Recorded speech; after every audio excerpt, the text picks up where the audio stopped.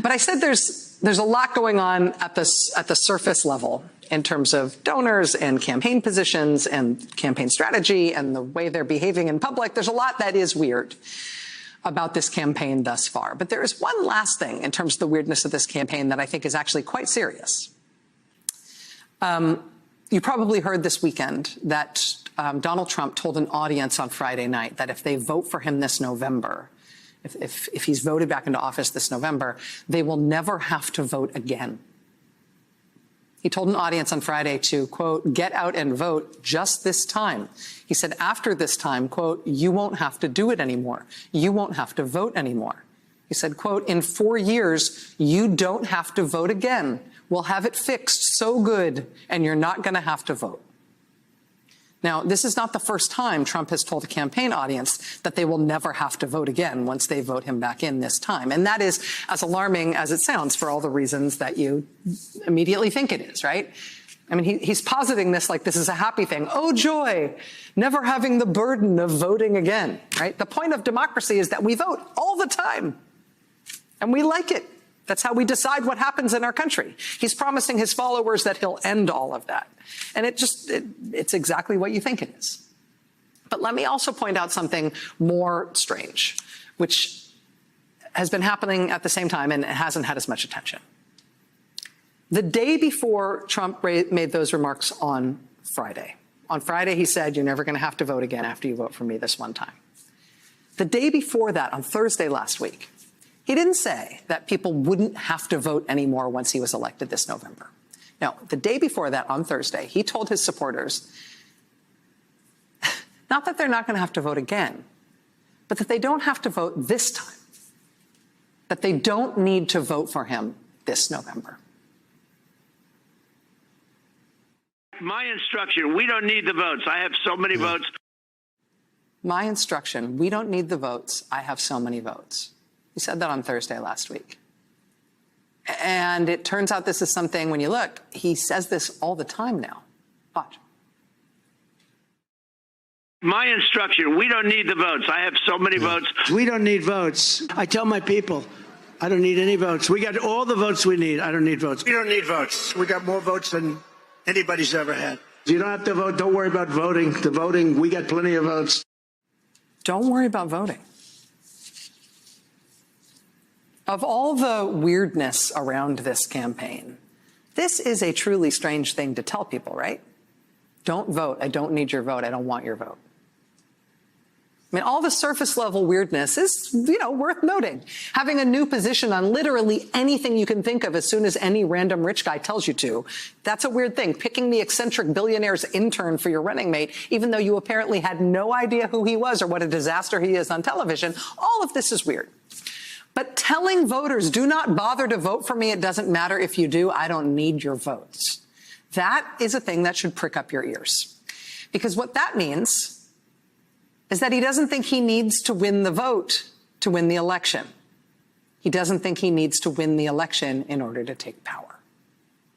He thinks something other than votes is going to determine whether or not he gets back in the White House.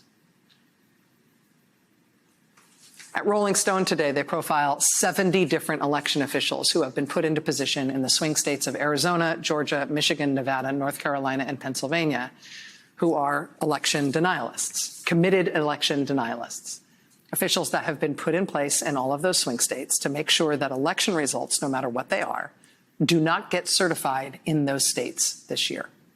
Quote, at least 22 of these election officials have already refused or delayed certification processes in recent elections. According to Democratic election lawyer Mark Elias, quote, I think we are going to see mass refusals to certify the election in November. Quote, Republicans are counting on not just that they can disrupt the election in big counties, they're counting on the fact that if they don't certify in several small counties, you can't certify statewide results. 70 officials in place across just the swing states. For all the surface level weird behavior and language and strange choices and incoherence and odd donors in the Republican campaign, the serious core at the heart of it is that they are not planning on the vote being counted as normal. They are not counting on the election results being tallied as normal. They are not counting on the vote. And in fact, Trump is now repeatedly saying the vote will not matter. He doesn't even want your vote. The Republicans are counting on the election results not being certified, thereby creating chaos in Washington around the results. Just like 2020, right? Just like January 6, 2021, except this time with no Mike Pence in the way and with Republican officials already in place in multiple states saying, yeah, you may not get any sort of official vote. The weirdness of this campaign is astonishing 99 days out. The dislocation from real campaigning, though, the dislocation from actually asking people for their votes, that means something. It means they are not trying to win this thing in a normal way. So 99 days out, as Democrats stand up what, by all accounts, looks like a juggernaut traditional campaign under Kamala Harris, are they prepared for this level of weirdness after the votes are cast? Are they ready for what's coming?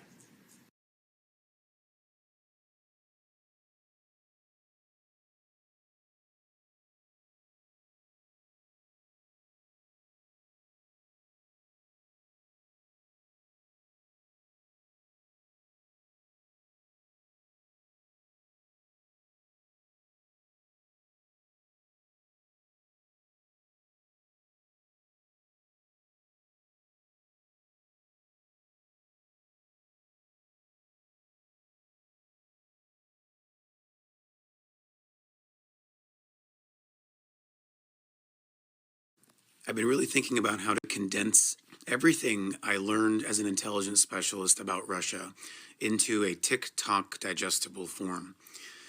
I struggle to communicate this. Go look at the 2024, this year, go look at the 2024 Russian presidential elections. Go look at the numbers, and now go look at the Russian presidential elections over time.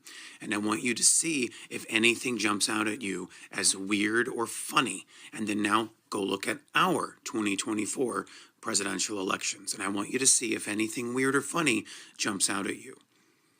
The Russian people, by and large, do not like Vladimir Putin. He and his party represent a minority. Much like every other fascist power that comes into being. They are a minority electorate. But their propaganda machines create a system of illusions in people's minds, in public discourse, that they are bigger than they actually are. And do you know how they do that? They do that by reflecting their power struggles and rhetoric into deep-seated cultural divides. In America, those two deep-seated cultural divides are white supremacy and heteronormative patriarchy.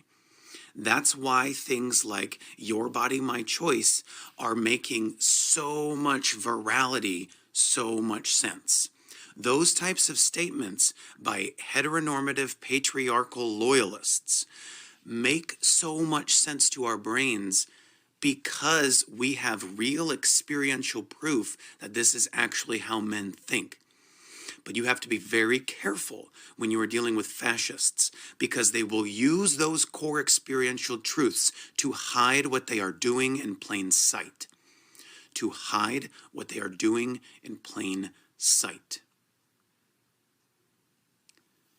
This is a serial cheater. A serial fraud. All he does is cheat and cheat and cheat. We should be asking ourselves, how can we be confident that the cheater who cheated on everything else didn't cheat again? We should be asking whether or not we can trust our elections. We should be asking whether we can trust the outcome of this election.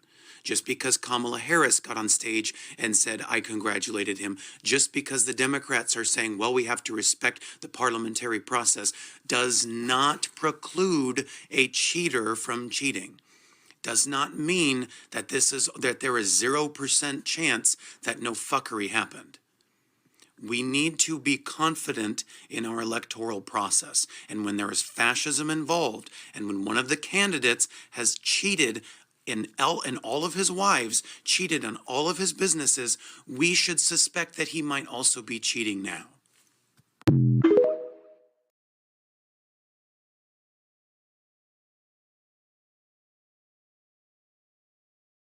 It was interesting because the beginning of the night, no one knew what was going to happen. So you're watching the first results roll in, and there's like this weird thing. And then Trump gets way ahead, but you're like, you don't want to like get too hopeful. Like, how far ahead is he? He's ahead by 100 points. Seems like a lot. Yeah, and you're like, what is it? And some channels are like, and then every channel's kind of different. Yeah, they had different numbers. I was getting a different number off my Apple News update than I was getting off of CNN. And then I was texting people like Tulsi and J.D. Vance. I was getting a different Apparently, Elon created an app, and he knew who won 4 hours before the results. So as the results were coming in, 4 hours before they called it, Dana White told me, Elon was like, I'm leaving. It's over. Donald won. He just fucking somehow or another. I'm going to go back into my pod and evaporate. I don't know what he's getting, where he's pulling his data from, but he had like the most accurate data in terms of the rural states hadn't put the results in yet, but yet Trump was ahead in these states. Kamala's never going to win those states. So tabulated that and like put it all together. I don't know how he did it. But yeah. Dana, I haven't even talked to Elon about this. I don't know like the Dana translation, but Dana said he had an app and he was like showing him. He's like, it's over. And he fucking left. Dude just left. It's over. John Jones won. Just saying that. He just fucking left. Dude.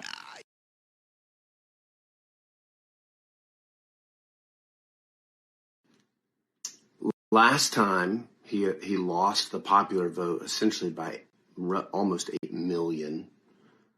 And this time he won the popular by almost 5 million. So you want me to believe that this guy, who already lost last time, who lost the popular vote in 2016 and 2020,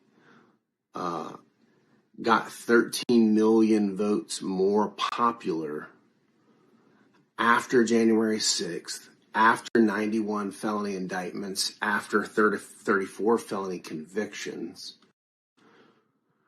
after espionage charges, after the E. Jean Carroll sexual assault rulings, 2 of them, 2 juries, after his CFO went to prison twice, after every lawyer that ever met him got disbarred and half of them put in jail. His rallies were smaller than they've ever been. And even in venues that were 5,000 and 7,000, he couldn't fill them.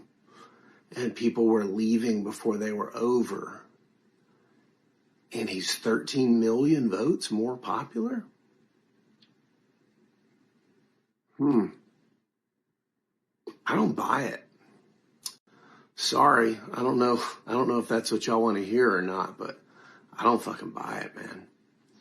I don't buy it any more than I buy him saying that 100,000 people turned out to his New Jersey rally when it was proven that the space only holds 30,000 and wasn't full. I don't buy it any more than him saying he got shot by an AR-15 bullet, but his ear magically healed and there's not even a scratch or scar to show from a bullet this big hitting him in the ear. I don't buy it. I don't buy any of it. I think, I don't know. I'm not cocky. I'm not cocky enough to tell you, what's happening, but I don't buy this. And, I'm interested to see if the real United States government is going to buy it. I still have faith in my government to do what has to be done to handle these people. Donald Trump is a Russian asset. He is. And if you don't believe that, it doesn't make it less true. If you are a low information voter and you don't understand what I'm saying by that, it doesn't make it less true just because you don't know information or understand. You can go, there ain't no Russian collusion. Hey, America, patriot. You being stupid doesn't make it not true. He's a Russian asset. He hired a Russian agent to run his 2016 campaign. One of the things the guy went to jail for was for being a Russian agent and not registering as a Russian agent. That was one of his charges.